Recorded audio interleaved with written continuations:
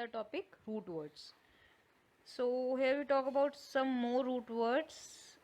First one is cognizance, cognate and con. का मतलब होता है knowing and identify something. ठीक है. For example, cognizance. Cognizance मतलब आपको किसी चीज़ की knowledge होना या फिर आपको उस चीज़ के बारे में पता हो, ठीक है, जानकारी हो, तो उसे हम क्या कहते हैं? cognizance. Cognizance. देन आता है रिकॉग्नाइज. रिकॉग्नाइज मतलब आप किसी को आइडेंटिफाई कर लो. ठीक है.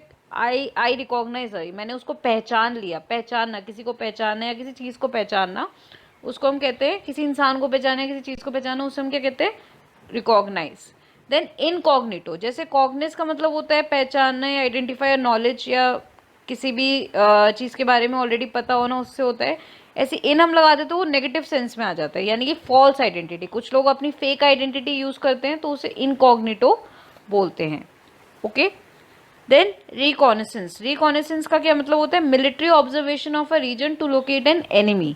ठीक है. किसी भी रीजन की मिलिट्री ऑब्जर्वेशन. यहाँ भी नॉलेज की बात हो रही है. ठीक है. यहाँ भी आइडेंटिफिकेशन की बात हो रही है. मतलब आपने किसी जगह को बहुत ऑब्जर्वेशन में रख रखा है. ठीक है. ऐसी जगह जो कि मिलिट्री के थ्रू ऑब्जर्वेशन में है, ताकि आप एनिमी को फटाफट पहचान सको. ठीक है. आपको उसकी इस रीजन की जानकारी है ताकि आप एनिमी को पहचान सको. ओके. देन एन का मतलब होता है ईयर. ठीक है. एन किसको स्पेसिफाई करते हैं? ईयर को. जैसे पेरेनियल, लॉन्ग टाइम, इनफाइनाइट. ठीक है. बहुत लंबे समय की जब आप बात कर रहे हो. Then biennial, that taking place every other year. हर 2 साल में होता है, हर 1 साल को छोड़ के होता है. ठीक है. तो उसे हम क्या कहते हैं? बाइनियल बोलते हैं. देन सेंटेनियल, 100 ईयर, 100वां साल. ठीक है. उसे हम सेंटेनियल बोलते हैं. Then AP. एपी का मतलब क्या होता है? Upon, over or on the outside. जैसे epigram. Epigram means expressing a thought or idea in clever and witty way. जब आप किसी चीज़ के ऊपर अपने विचार व्यक्त करते हो. ठीक है. In a very clever and witty way. Witty way मतलब बहुत आर्टिस्टिक तरीके से. ठीक है. ऐसा नहीं स्ट्रेट फॉरवर्डली बोल देना. ठीक है. स्ट्रेट फॉरवर्डली बुरा या अच्छा बोल देना. विटी मीन्स बहुत ही आर्टिस्टिक, बहुत ही इनोवेटिव तरीके से आप किसी चीज़ पर अपने ओपिनियंस को एक्सप्रेस कर रहे हो, तो उसे हम एपीग्राम बोलते हैं. देन एपिटेफ क्या होते हैं? An inscription on tombstone. ठीक है. जैसे कबर पे जैसे इंस्क्रिप्शन लिखे रहते हैं ना, के ऊपर जो इंस्क्रिप्शन लिखे रहते हैं, उसे हम एपिटेफ बोलते हैं. ठीक है.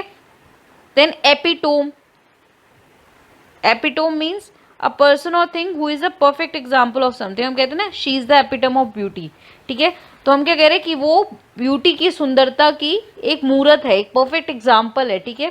तो एपिटम मतलब अ पर्सन और thing who is a perfect example of something. जब आप किसी भी इंसान या किसी भी चीज़ की बात करो जो किसी दूसरी चीज़ का बिल्कुल एक परफेक्ट एग्जाम्पल है, तो उसे हम एपिटम बोलते हैं. ठीक है. देन आता है फा. फा का मतलब होता है स्पीक. ठीक है. बोलना. जैसे affable, friendly, good nature, easy to talk. एक ऐसा इंसान जो कि बहुत ज़्यादा फ्रेंडली है, जिससे आप आराम से बात कर सकते हो, जिसके साथ आराम से आप बोल चाल सकते हो, उसको हम एफेबल बोलते हैं. ठीक है.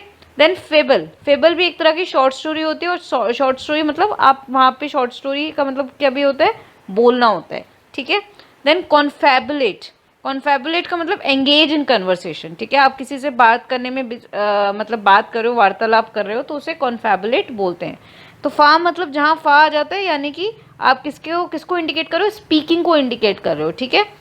Then ethic. एथिक तो आई थिंक सबको ही पता होगा, मॉरल बिहेवियर. ठीक है. जिसमें आ जाता है आपका एथिकल या एथिक्स. एथिक्स मतलब branch of knowledge that teach moral behaviour, moral principle. एक हमारा सब्जेक्ट होता था ना जब हम स्कूल में होते थे. ठीक है. तो हमारा एक सब्जेक्ट होता था एथिक्स, जो कि हमें अच्छा व्यवहार, ठीक है, एक सही व्यवहार के बारे में हमें बताता था, सही बिहेवियर के बारे में बताता था. तो वो एथिक होता है. ठीक है. Moral behaviour. देन फ्लैगर. फ्लैगर का मतलब होता है बर्न. जैसे कॉन्फ्लैग्रेशन. कॉन्फ्लैग्रेशन का क्या मतलब होता है? N intensive fire that could destroy great deal of land and property. जैसे ऑस्ट्रेलिया के जंगलों में जो आग लगी थी अभी, वो एक तरह का कॉन्फ्लैग्रेशन था. बहुत बड़े स्केल पे आग लगी. ठीक है. बहुत सारे जंगल, बहुत सारा लैंड डिस्ट्रॉय हो गया, उसको भी हम कॉन्फ्लैग्रेशन बोलते हैं. ठीक है. Then inflammatory. इन्फ्लेमेटरी मतलब heat and redness on the part of body. ठीक है. जो कि आपकी इंजरी वगैरह से कॉज हो जाती है. जैसे कहीं आपको बॉडी वगैरह पे चोट लग जाती है, तो वहाँ रेडनेस हो जाती है. ठीक है. एकदम से गर्म हो जाती है वो चीज़, तो वो इन्फ्लेमेटरी बोलते हैं. इसी तरह इन्फ्लेमेटरी स्पीचेस नहीं होती हैं, भड़काऊ स्पीचेस. ठीक है. जो आग लगा सकते हैं. जैसे कई पॉलिटिकल लीडर कभी कभी कुछ ऐसा बोल देते हैं जिससे अनरेस्ट हो जाता है, ठीक है, पब्लिक अनरेस्ट हो जाता है, तो उसको भी इन्फ्लेमेटरी स्पीच बोलते हैं, यानी कि भड़काऊ स्पीचेस, ठीक है, जो आग लगा सकते, आग लगाना मतलब नेगेटिव सेंस में, ठीक है, आग लगाने का मतलब भी नेगेटिव सेंस में होता है, यानी कुछ ऐसा बोल देना जिससे लोगों को गुस्सा आ जाए, जिससे लोग एकदम भड़क जाएं, ठीक है, तो उसे आग लगाना बोलते हैं, यानी कि इन्फ्लेमेटरी। तो आपको बॉडी, किसी बॉडी पार्ट पे आपकी चोट वोट लग जाती है, जिससे रेडनेस या हीट बर्न्स क्रिएट हो जाते हैं, उसको भी बोल सकते हैं। इन्फ्लेमेटरी को हम स्पीचेस में भी यूज कर सकते हैं, जिसका मतलब हम नेगेटिव स्पीचेस की बात करते हैं जो कि सोसाइटी में अनरेस्ट क्रिएट करती हैं, ठीक है, दंगे फसाद जिससे आप हो सकते हैं, ठीक है। देन आते हैं ग्रीव। ग्रीव का मतलब क्या होता है?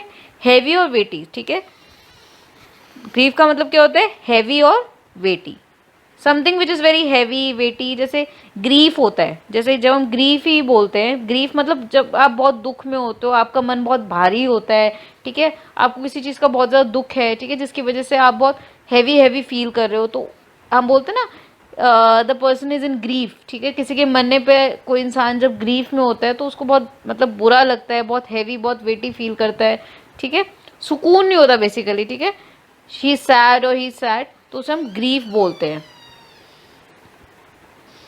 देन आता है आइडियो। आइडियो का मतलब होता है थॉट, ठीक है, आइडियो का मतलब होता है थॉट, जैसे ideology, a particular system of ideas, हम कहते हैं ना, हम किसी आइडियोलॉजी की बात करते हैं, किसी एक सेंचुरी में कोई एक आइडियोलॉजी होती है, ठीक है, आइडियोलॉजी बेसिकली मतलब जब आप किसी एक पर्टिकुलर सिस्टम की बात करो, पर्टिकुलर सिस्टम ऑफ आइडियाज़ की बात करो, जैसे हर इंसान की अपनी एक आइडियोलॉजी होती है, हर इंसान के अपने विचार होते हैं, ठीक है, उस हिसाब से वो अपनी लाइफ में एक्शंस को परफॉर्म करता है, ठीक है, तो आइडियोलॉजी मतलब a particular system of ideas या पर्टिकुलर सिस्टम ऑफ थॉट जिसे हम बोलते हैं, उसे हम आइडियोलॉजी बोलते हैं। इसी तरह से आइडियलिस्टिक होता है एक ऐसा इंसान जो कि बस पड़े पड़े सोचता रहता है, ठीक है, सोचता रहता है। अनरियलिस्टिक एमिंग ऑफ परफेक्शन, हम कहते हैं ना ही शी इज़ वेरी आइडियलिस्टिक, ठीक है, वो कुछ काम वाम नहीं करना होता, बस सोचना होता है, ठीक है, आइडियलिस्टिक ऐसे पड़े रहना, सोचते रहना कि हाँ भाई इस ये करेंगे तो ये हो जाएगा, ये करेंगे तो वो हो जाएंगे, ठीक है, तो अनरियलिस्टिक एमिंग होती है, ठीक है, आप उस चीज़ के लिए कोई काम नहीं कर रहे हो, ठीक है, आप उस चीज़ के लिए मेहनत नहीं कर रहे हो, परफॉर्म नहीं कर रहे हो, जैसे ऐसे कहावत होती है ना, मुंगेरी लाल के हसीन सपने वाली कहावत होती है, तो वही होती है आइडियलिस्टिक थॉट, ठीक है, मतलब बेसिकली कुछ एक्शन ना करना, कुछ हार्ड वर्क ना करना और बस सोचते रहना कि ऐसी बस प्लान करते रहना, तो उसको आइडियलिस्टिक थॉट्स बोलते हैं। थॉट्स ही बेसिकली उसका मतलब होता है, ठीक है, तो अनरियलिस्टिक एमिंग फॉर परफेक्शन, ठीक है, आप परफेक्शन के लिए मेहनत नहीं कर रहे, आप बस सोच रहे हो कि हाँ हम परफेक्ट हो जाएंगे, तो उसे आइडियलिस्टिक बोलते हैं। देन इग्न। इग्न मीन्स भी फायर होता है, ठीक है, इग्न मीन्स फायर होता है, जैसे इग्नियस। इग्नियस एक तरह की रॉक होती है, एक जैसे इग्नियस रॉक सेडिमेंट्री मेटामॉर्फिक आपने ज्योग्राफी में पढ़ा होगा, जो कि मैग्मा से क्रिएट होती है, ठीक है, मैग्मा भी फायर से ही क्रिएट होता है, आग से क्रिएट होता है। Then ignition, setting something on fire, जब आप किसी चीज़ को सेटिंग समथिंग ऑन फायर, किसी चीज़ को आग लगा देना या फिर आग पे लगा देना, तो उसे हम इग्निशन बोलते हैं। देन इटर मतलब अगेन एंड रिपीट, ठीक है, फॉर एग्जाम्पल इटरेट, जब कोई चीज़ बार बार बोली जाए, जैसे जो बर्ड्स होती है वो एक साउंड को इटरेट करती रहती हैं, ठीक है, जैसे बर्ड्स होती है वो कोई साउंड इटरेट करती रहती है, तो कोई आवाज़ निकालती रहती है, तो अटर समथिंग रिपीटेडली या फिर perform something repeatedly. Then reiterate का मतलब ये होता है say something repeatedly to emphasize on it. Iterate और रिटरेट में क्या मतलब में डिफरेंस ये होता है, रिटरेट जब हम बोलते हैं तो इसका मतलब हम किसी चीज़, किसी पर्टिकुलर चीज़ पर एम्फसाइज करने के लिए उसे बार बार बोल रहे हैं, जैसे अगर मैं आपका लेक्चर ले रही हूँ तो मैं बार बार ये चीज़ रिटरेट कर रही हूँ कि गो एंड रिवाइज इट, ठीक है, गो एंड रिवाइज इट, ठीक है, just go through the video twice and thrice, ठीक है, मैं बार बार ये चीज़ बोल रही हूँ, तो मैं बार बार ये चीज़ रिटरेट कर रही हूँ, यानी कि एम्फसाइज कर रही हूँ कि भाई ये चीज़ आपको करनी है ताकि आपको इम्प्रूवमेंट फील हो। तो रिट्रेट मतलब जब आप बार बार बोल के किसी चीज़ पर एम्फसाइज कर रहे हो तो उसे हम रिट्रेट बोलते हैं। Okay, then bi. Bi means life, ठीक है, बाय जब भी हम यूज़ करते हैं तो उसका मतलब लाइफ से होता है, जैसे बायोलॉजी, बायोग्राफी। बायोलॉजी एक बायोलॉजी सब्जेक्ट होता है जो कि लिविंग ऑर्गेनिजम्स या नॉन लिविंग ऑर्गेनिजम्स की बात करता है, ठीक है, या और बायोग्राफी एक तरह से जब आप किसी की आत्मकथा के बारे में बोलते हो, ठीक है, उसकी लाइफ के ऊपर, ठीक है, तो वो बायोग्राफी होती है। देन बाय, एक बाय होता है लाइफ और एक बाय होता है जो किसको रिप्रेजेंट करता है, टू या ट्वाइस को, जैसे बायपोलर, जैसे नॉर्थ पोल और साउथ पोल, ये दो पोल्स होते हैं ना, नॉर्थ और साउथ पोल, तो उसे बायपोलर कहते हैं। देन बाय पार्टिसम, जब किसी भी दो पार्टीज में अग्रीमेंट की बात करो, कॉर्पोरेशन की बात करो, ठीक है, कोऑपरेशन की बात करो तो उसे बाय पार्टीसन बोलते हैं, स्पेशली जब हम किसी पॉलिटिकल पार्टी के रेफरेंस में बात कर रहे हो, ठीक है, तो उसे बाय पार्टीसन बोलते हैं। Then binary, composing of two things, ठीक है, ठीक है, जो कि दो चीज़ों से बना है, तो उसे हम क्या कहते हैं, बाइनरी। तो दो का जिसमें हम यूज़ करते हैं उसमें भी हम बाय का यूज़ करते हैं। देन जुवेन, जुवेन मतलब यंग, ठीक है, रेजुविनेट, ठीक है, जब आप कहते हो ना आई फील रेजुविनेटेड, ठीक है, मैं बहुत यंग और बहुत बेटर फील कर रही हूँ। जैसे क्रीम्स का ऐड आता है ना, जैसे जो कॉस्मेटिक क्रीम्स आते हैं उसमें नहीं बोलते ये आपकी स्किन को रेजुविनेट कर देगा, इसका मतलब आपकी स्किन को यंग और बेटर बना देगा। देन जुवेनाइल, जुवेनाइल सबको पता है, मतलब जो यंग लोग होते हैं, यंग पीपल होते हैं, जुवेनाइल एक्ट जैसे होते हैं जो यंग पीपल के लिए होता है, मतलब जो यंग होते हैं, काफ़ी यंग होते हैं, जिन्हें इतनी मेच्योरिटी नहीं होती है, तो उनको हम कहते हैं जुवेनाइल। देन जुवनेसेंट क्या होता है, बिकमिंग यंग और यूथफुल, ठीक है, जब आप बहुत ज़्यादा यंग और यूथफुल महसूस करते हो तो उसे भी जुवनेसेंट बोलते हैं।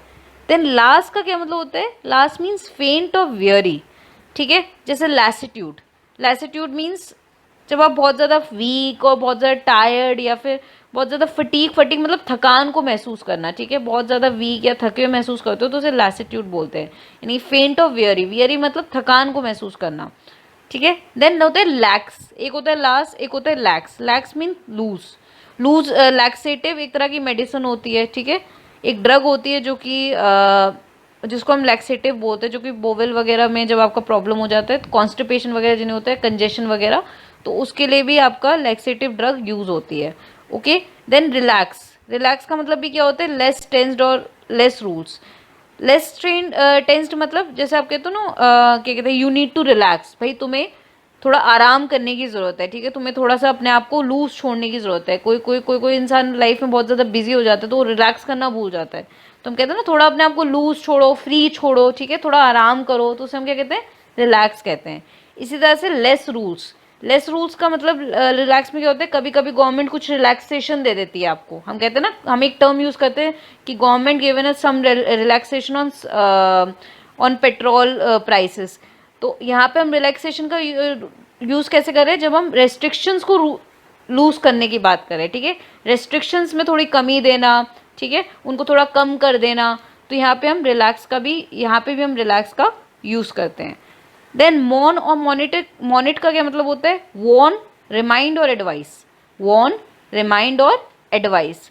जैसे प्रेमोनिशन, प्रेमोनिशन क्या होती है, जैसे एक स्ट्रॉन्ग फीलिंग होती है कि कुछ होने वाला है, हम कहते हैं ना प्रेमोनिशन, भविष्यवाणी, ठीक है, लेकिन वो ज़्यादातर क्या होती है, किसी बैड चीज़ को इंडिकेट करता है, प्रेमोनिशन किसी बैड चीज़ को इंडिकेट करता है। जैसे बहुत सारे आपने फेरी टेल्स वगैरह देखे होंगे, या फिर बहुत सारी हिस्टोरिकल मूवीज़ वगैरह देखी होंगी, या जैसे ट्रॉय वगैरह थी, जैसे ट्रॉय फॉर एग्जांपल एक एपिक है, तो उसमें भी प्रेमोनिशन नहीं होती रहती कि ऐसे तरह से प्लेज होते हैं, उसमें प्रेमोनिशन होती रहती है कि ऐसा कुछ गलत होने वाला है, जब स्पेसिफिकली कुछ गलत होने वाला होता है ना, तो उसको हम प्रेमोनिशन बोलते हैं, ठीक है, जब आप किसी bad, something which is very bad is going to happen in the future, उसको रेफर करते हो तो उसे हम प्रेमोनिशन बोलते हैं।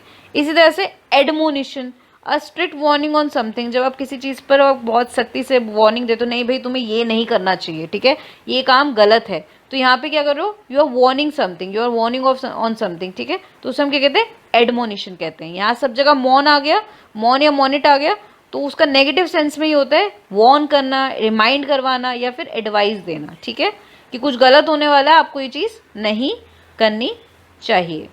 ओके, तो आज हम यही फिनिश करेंगे। आज भी हमने कम से कम 9 to 10 रूट वर्ड्स देखे होंगे। Go through it, revise and twice और thrice, I am recreating it again. Okay, तो आप अच्छे से इसको रिवाइज करो, and in the next class we will discuss some more root words. Okay, thank you.